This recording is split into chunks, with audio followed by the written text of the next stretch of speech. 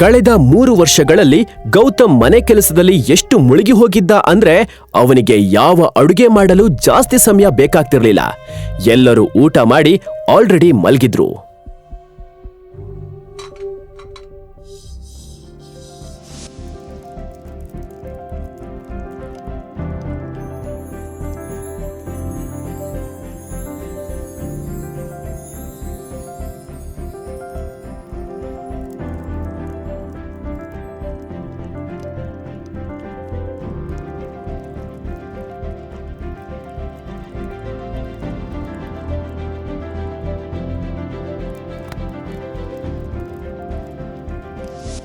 ಆದ್ರೆ ಗೌತಮ್ನ ಕೆಲ್ಸ ಇನ್ನೂ ಮುಗ್ದಿರ್ಲಿಲ್ಲ.